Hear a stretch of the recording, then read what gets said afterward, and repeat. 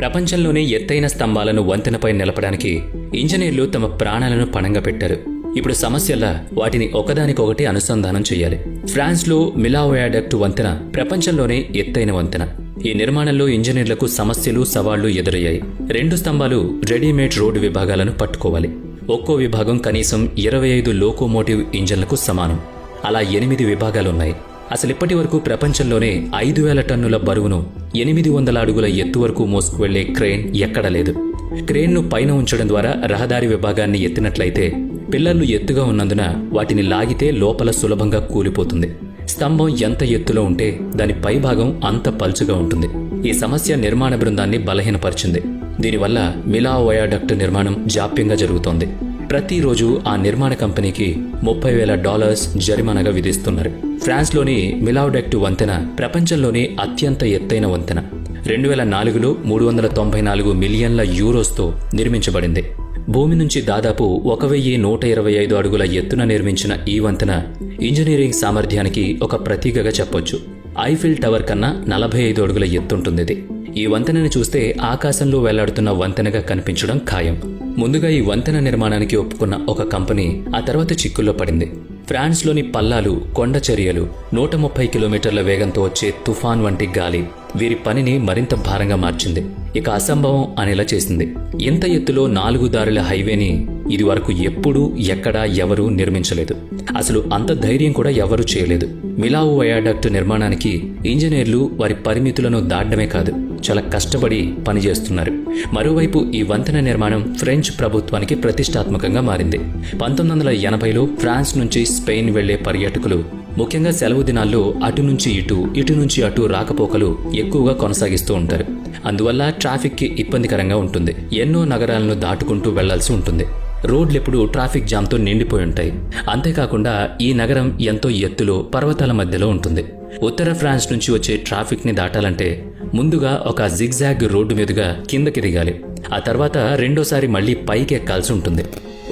ఈ జిగ్జాగ్ ప్రయాణం దాదాపుగా గంటలు పట్టొచ్చు. మళ్లీ మిలావ్ నగరంలో ట్రాఫిక్ కారణంగా దాదాపుగా 6 గంటలకు పైగా ప్రయాణం చేయాల్సి ఉంటుంది. అందువల్ల పర్యాటకులు చాలా ఇబ్బందులు పడేవాళ్లు. ఫ్రెంచ్ ప్రభుత్వం ప్యారిస్ నుంచి స్పెయిన్ వరకు ఒక మోటార్ వే నిర్మాణానికి సన్నాహాలు చేసింది. మిలావు నగరం వరకు ఈ మోటార్ వే చక్కగా తయారైంది. కానీ మిలావు నగరం దగ్గర ఒక డెడ్ ఎండ్ ఉంది. అక్కడ 1,500 అడుగుల పర్వతం మీద నుంచి మధ్యలో ప్రవహించే టాన్ నది మోటార్ వేని కష్టతరం చేసింది. సో ఇప్పుడు దీనికి ఒక్కటే మార్గం, అది రోడ్డు వేయడం. వినడానికి చాలా తేలిగ్గా అనిపించిన సాధ్యాసాధ్యాలు ఆలోచిస్తే మతిపోతుంది. 1980లో ఈ వంతెన నిర్మాణానికి ప్లాన్ చేసినప్పుడే వాళ్ళకి అర్థమైంది అందులోని కష్టం ఏంటి అన్నది. అప్పటికి ప్రపంచంలోనే ఎత్తైన వంతెన కాలిఫోర్నియాలోని గోల్డెన్ గేట్ బ్రిడ్జ్ ఒక్కటే ఉంది. ఇక రెండవది నీటి యొక్క ఉపరితలం మీద మొదలుపెట్టి రోడ్ యొక్క ఎత్తు కేవలం 205 అడుగులు మాత్రమే వెయ్యాలి. అది మిలావు దగ్గర ఉన్న పర్వతాల ఎత్తుకు దాదాపుగా 6 రెట్లు తక్కువ ఎత్తు. ఇదంతా ఆలోచించి కొంతమంది ఇంజనీర్లు అక్కడ వంతెన ఆలోచన అసంభవం అని తేల్చారు. ఒకవేళ ఇంత ఎత్తైన వంతెనను నిర్మించడానికి ఆలోచించినా అది ఎంతో మంది ప్రాణాలు బలిగొనడం ఖాయమని తేల్చారు. దాంతో ఈ వంతెన నిర్మాణం ఒక కలగా మిగిలిపోయింది. అలా కొన్ని సంవత్సరాలు గడిచింది. ఆఖరికి ట్రాఫిక్ సమస్యలు ఎక్కువ అవడం వలన ఫ్రెంచ్ ప్రభుత్వం ఈ సవాళ్లని స్వీకరించడం మినహా మరో మార్గం లేకుండా పోయింది. వంతెన నిర్మాణం మొదలు పెట్టాలి అనుకున్న వెంటనే ఇంజనీరింగ్ సెక్షన్కి 3 సమస్యలు ఎదురయ్యాయి. ముఖ్యంగా ఎత్తైన వంతెన నిర్మాణానికి పిల్లర్లు నిలబెట్టడం, అది కూడా పర్వతాల మీద. ఇక రెండవది 36,000 టన్నుల బరువైన వంతెనతో 4 లైన్ల హైవేని ఏర్పాటు చేయడం. ఇక మూడవది స్టీల్ పైలాన్లను నిలబెట్టడం. ఒక్కొక్క స్టీల్ పైలాన్ ఎయిర్బస్ A380 కన్నా 2 ఎక్కువ బరువు ఉంటుంది. ఇంకా వాటిని 100 అడుగుల ఎత్తుకు తీసుకెళ్లడం మరింత సమస్య. ఈ నిర్మాణం కోసం అత్యుత్తమమైన ఆర్కిటెక్ట్ అయిన లార్డ్ నార్మన్ ఫాస్టర్ను నియమించారు. అసలు ఈ వంతెన నిర్మాణం జరక్కముందే దాని డిజైన్తోనే ప్రపంచాన్ని ఆకర్షించింది. సీతాకోక చిలుకలాగా డిజైన్ ఉంటుంది. కానీ ఆ సీతాకోక చిలుక గాఢమైన గాలులను తట్టుకొని కొన్ని వేల కేజీల బరువును మోయాల్సి ఉంటుంది. చిన్న తప్పు జరిగినా ఎన్నో అపాయాలకు కారణం కావచ్చు. వంతెన నిర్మాణం మొదలుపెట్టిన 2 సంవత్సరాల తర్వాత కూడా నార్మన్ ఫాస్టర్ వేసిన డ్రాయింగ్ ఇంకా బోర్డు పైన ఉంది. ఎందుకంటే చాలా ప్రతిష్టాత్మకంగా తీసుకున్న ప్రాజెక్ట్ ఇది. అంతకు కొన్ని సంవత్సరాల ముందు నార్మన్ ఫాస్టర్ లండన్లోని మిలీనియం ఫుట్ బ్రిడ్జ్ డిజైన్ చేశారు. 2000 సంవత్సరంలో ఆ వంతెన ప్రజల కోసం తెరిచినప్పుడు ప్రజలు నడిచినందువల్లనే పూర్తిగా ఊగిపోయింది. దీని డిజైన్లో ఒక పెద్ద సమస్య దాగుంది. అందువల్ల 1.5 సంవత్సరాల పాటు మళ్లీ ఆ వంతెనను రెండోసారి మూసివేసి మరమ్మతులు చేశారు. ఆ సమస్యలను అధిగమించడానికి అతను ఇంకా శ్రద్ధ పెట్టాల్సి వచ్చింది. లండన్ బ్రిడ్జ్ కన్నా ఫ్రెంచ్ మిలావు వయాడక్ట్ వంతెన 15% ఎత్తులో ఉంటుంది. మరి అలాంటప్పుడు దీని నిర్మాణంలో ఇంకా ఎన్ని సమస్యలు ఎదురవుతాయి? కొన్ని సంవత్సరాల కష్టం తర్వాత అందమైన పటిష్టమైన డిజైన్తో మళ్లీ ముందుకొచ్చారు. వంతెన మీద మొత్తం 7 పిల్లర్లను డిజైన్ చేశారు. వాటి మీద రోడ్ మలుపుల ఆకారంలో ఉంటుంది. అయితే ఇక్కడ సమస్య ఏంటంటే, 2వ పిల్లర్ ఎత్తు మిగతా వాటికన్నా మరింత ఎక్కువ. తరువాత 6 పిల్లర్లను వరుసగా నిలబెట్టొచ్చు. ఆ ఒక్కటి మాత్రం మరింత ఎత్తులో నిలబెట్టాల్సి ఉంటుంది. ఇంతటి మహత్తరమైన ప్రాజెక్టును పేపర్ మీద నుంచి ప్రజలకు అందుబాటులోకి తీసుకురావాలి అంటే చాలా కష్టం. ఈ నిర్మాణానికి ముందుకు వచ్చిన కంపెనీకి కేవలం 4 సంవత్సరాల వ్యవధి మాత్రమే ఇచ్చారు. 4 సంవత్సరాలు గడిచిన తర్వాత ఒకవేళ ఈ నిర్మాణం పూర్తి కాకపోతే పూర్తయ్యేంత వరకు రోజుకి $30,000 అదనంగా చెల్లించుకోవాల్సి ఉంటుంది. అంటే దాదాపుగా కొన్ని లక్షల డాలర్లు కేవలం జరిమానాగా మాత్రమే కట్టాల్సి ఉంటుంది. 2001లో మిలావు వయాడక్ట్ వంతెన నిర్మాణం ప్రారంభించారు. దాదాపుగా 120 సంవత్సరాలు ఎటువంటి హాని కలగకుండా, ఏ అంతరాయం లేకుండా ఈ వంతెనపై రాకపోకలు సాగాలి అన్న సంకల్పంతో నిర్మాణం మొదలైంది. ముందుగా పిల్లర్ల యొక్క ఫౌండేషన్ ప్రారంభించారు. కానీ కొంత సమయం తర్వాత జియోలాజిస్టిక్స్ నుంచి ఒక వార్త వచ్చింది. వంతెన నిర్మాణం ఫౌండేషన్ వేస్తున్న స్థానంలో లైమ్ స్టోన్ ఉందని, అందువల్ల కింద రాళ్ల మధ్యలో ఖాళీ స్థలం చాలా ఉందని, ఆ ఖాళీలో గుహలు ఏర్పడ్డాయని. బ్లూ మోడ్ అనే ఒక ప్రత్యేకమైన బ్యాక్టీరియా ఉంటుంది. ఈ బ్యాక్టీరియా రాక్ ఫోర్డ్ తయారు కావడానికి అత్యంత ఆవశ్యకమైన బ్యాక్టీరియాని. కానీ ఇప్పుడు ఇంత ఎత్తైన వంతెన నిర్మాణానికి ఈ బ్యాక్టీరియా పనికిరాదని, అందువల్ల ఇక్కడ ఫౌండేషన్ పనికిరాదని కబురు పంపారు. ఆ ప్రదేశంలో తవ్వకాలు జరిపినా లేదా డ్రిల్లింగ్ జరిపినా కొండ చర్యలు విరిగిపడే ప్రమాదం ఉందని హెచ్చరికలు జారీ అయ్యాయి. ఈ హెచ్చరికలను పట్టించుకోకుండానే ఫౌండేషన్ వేయడానికి పనులు మొదలయ్యాయి. కానీ చివరికి జియోలాజిస్టిక్స్ వాళ్లు చెప్పింది నిజమైంది. ఒక భయంకరమైన కొండచర్య విరిగిపడింది. మొదటి పిల్లర్ వేయడానికి ముందు ఈ కొండచర్య అక్కడ బండరాళ్ల మీద పడడం జరిగింది. కానీ అదృష్టవశాత్తు ఎటువంటి నష్టం జరగలేదు. అయితే నిర్మాణ సంస్థ మొదటి పిల్లర్ను సిమెంట్తో కప్పి దాన్ని నిలబెట్టడానికి ప్రయత్నం చేసింది. అలా ప్రాజెక్ట్ని ముందుకు తీసుకువెళ్ళింది. 7 పిల్లర్లు గట్టిగా నిలబెట్టడానికి దాదాపుగా 2 లక్షల టన్నుల కాంక్రీట్ అవసరమైంది. అందుకోసం సైట్లోనే ఒక పెద్ద సిమెంట్ ఫ్యాక్టరీని కూడా నిర్మించారు. అంతేకాకుండా ఇందులో 16,000 టన్నుల స్టీల్ బార్స్ని ఉపయోగించాల్సి ఉంటుంది. ఒకవేళ మిలావు వయాడక్ట్ వంతెన సక్రమంగా పూర్తయితే 4,000 కిలోమీటర్ల దూరం కవర్ అవుతుంది. అందుకే దుబాయ్ నుంచి మొదలుకొని చైనా వరకు ఉన్న ఆర్కిటెక్చర్ డిజైనర్లని ఈ కన్స్ట్రక్షన్ టీం కన్సల్ట్ అయింది. ఇవన్నీ ఆలోచించిన నిర్మాణ సంస్థలు మనమేం తప్పు చేయట్లేదు కదా అన్న ఆలోచన మొదలైంది. వారి భయానికి కారణం కూడా లేకపోలేదు. పిల్లర్స్ అన్నీ ఒకే ఆకారంలో లేవు. కింద లావుగా, పైకొచ్చేసరికి సన్నగా అయ్యాయి. ఒకసారైతే కేవలం 4 మీటర్ల సెక్షన్ ఉన్న పిల్లర్ని మాత్రమే తయారు చేయగలిగారు. స్టీల్ని ఒక పెద్ద ఫ్రేమ్గా తయారు చేసి దానిలో కాంక్రీట్ నింపి అందులో 4 మీటర్ల లోతుగా స్థలాన్ని వదిలి పైకి లేపారు. ఆ తర్వాత రెండో ఆకారాన్ని తయారు చేస్తారు. అందులో 1,500 టన్నుల బరువున్న ఒక్కొక్క పిల్లర్ని నిలబెట్టాలి. అలా ఒకసారి చేయడం, మళ్లీ పెట్టడం, అలా చాలా సమయం గడిచిపోయింది. ఈ పని కోసం అనుకున్న దానికన్నా 6 నెలల సమయం ఎక్కువ పట్టింది. కన్స్ట్రక్షన్ టీంకి మరొక సమస్య కూడా ఎదురైంది.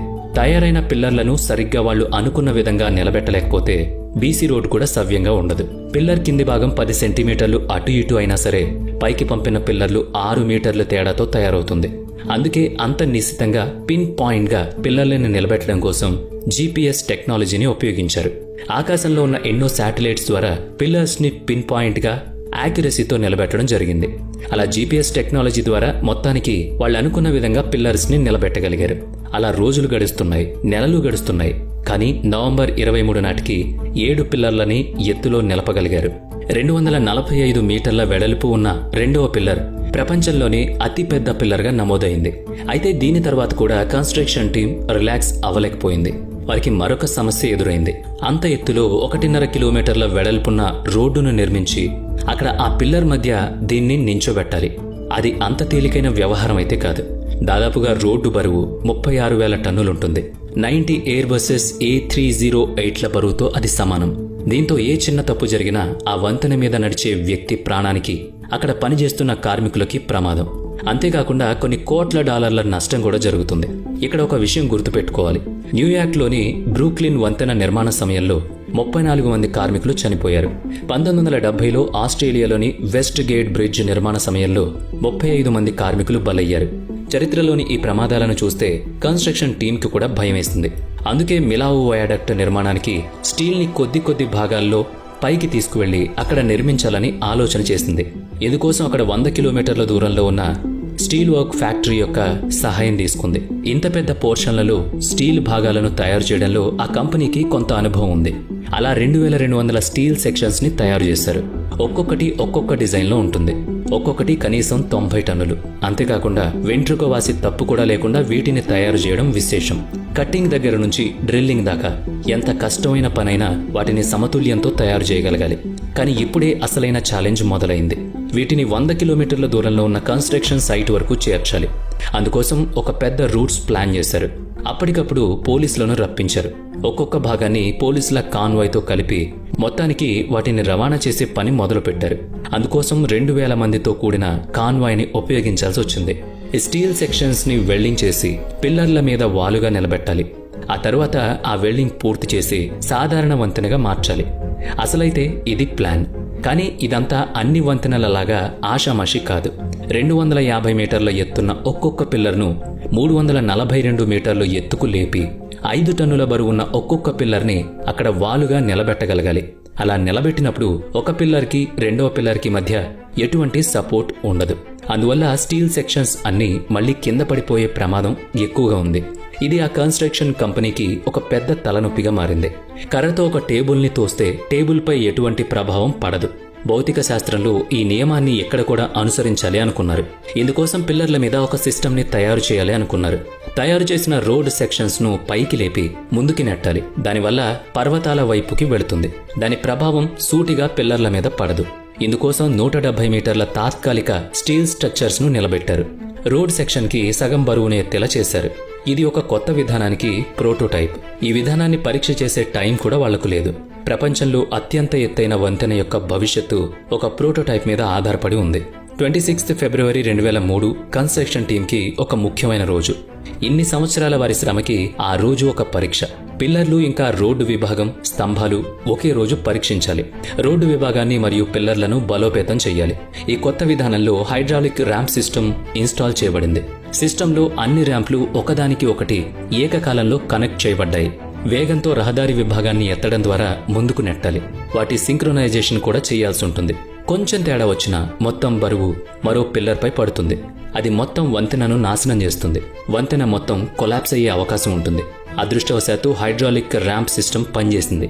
2 రోజులు కష్టపడి 200 మీటర్ల రోడ్డు విభాగాన్ని పిల్లర్ నంబర్ 1 దాకా చేర్చగలిగారు. వాతావరణ పరిస్థితులను దృష్టిలో ఉంచుకొని ఈ పని చేయాల్సి వచ్చింది. అంతేకాదు గాఢమైన గాలులు లేని రోజులను మాత్రమే ఇందుకోసం వినియోగించుకున్నారు. గాలులు ఎక్కువగా ఉంటే పిల్లర్లు పడిపోవడానికి ఎక్కువ అవకాశం ఉంటుంది.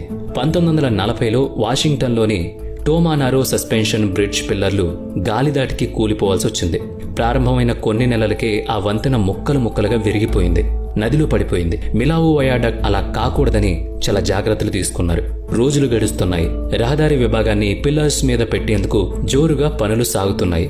రహదారి విభాగాలు వేరయ్యాయి. ఇప్పుడు నదిపై భాగం మాత్రమే మిగిలింది. చివరి విభాగం సరిగ్గా జరగకపోతే చేసిన కష్టం అంతా మొదటకొస్తుంది. ఈ విభాగం నుంచి రహదారి మలుపు కూడా తిరుగుతుంది. అందువల్ల అది పిన్ పాయింట్ వద్ద కూర్చోవడం చాలా ముఖ్యం. ఈ మహత్తర కార్యక్రమాన్ని ఫ్రెంచ్ దేశం మొత్తం ఆసక్తిగా ఎదురుచూస్తోంది. టీవీలలో లైవ్ ప్రసారం మొదలైంది. ఫ్రెంచ్ ప్రధానమంత్రి కూడా స్వయంగా కార్యక్రమంలో పాల్గొన్నారు. చివరికి హైడ్రాలిక్ ర్యాంప్ బటన్ నొక్కారు. 4 సంవత్సరాలకు మొదటిసారి ఉత్తర మరియు దక్షిణ విభాగంలోని రహదారులు 2 ఒకదానికొకటి కలుసుకోనున్నాయి. అది కూడా 99.9% పర్ఫెక్ట్ గా. తర్వాత అదనపు మద్దతు కోసం 90 మీటర్ల ఎత్తు ఉన్న స్టీల్ పైలాన్ను కూడా ఏర్పాటు చేయాల్సి ఉంది. ఒక్కొక్క పైలాన్ 7 టన్నుల బరువు ఉంటుంది. అలా 7 పైలాన్లున్నాయి. ప్రపంచంలోని అంత బరువున్న పైలాన్లను అంత ఎత్తు వరకు తీసుకువెళ్లడం అదే మొదటిసారి. మిలావు వయాడక్ట్ రహదారి మొత్తం బరువే 40,000 టన్నులు. దానిపై 10,000 టన్నుల బరువున్న తారు రోడ్డు కూడా వేయడం వల్ల రహదారి బరువు 50,000 టన్నులు. అంటే దాదాపుగా 1200 యుద్ధ ట్యాంకర్ల బరువుతో సమానం. దీని సామర్థ్యాన్ని పరీక్షించేందుకు 28 ట్రక్కులను ఒకేసారి ఆ వంతెనపై నుంచి నడిపించారు. ఆశ్చర్యకరమైన విషయం ఏంటంటే పైనుంచి 28 ట్రక్కులు వెళ్లాయి. ఆ రహదారి విభాగం 50 అంగుళాల వరకు స్వింగ్ అయ్యేలా రూపొందించబడింది. ట్రక్కుల బరువు కంటే 25 సెంటీమీటర్లు మాత్రమే ఎక్కువ. 2004 డిసెంబర్ 16న ఈ మిలావు వయాడక్ట్ మొదటిసారి ప్రజల కోసం తెరవబడింది. ఇంజనీరింగ్ సిబ్బంది రాత్రి పగలు తేడా లేకుండా వారి రక్తాన్ని చిందించి మరీ ఈ మహత్తర కార్యాన్ని పూర్తి చేశారు.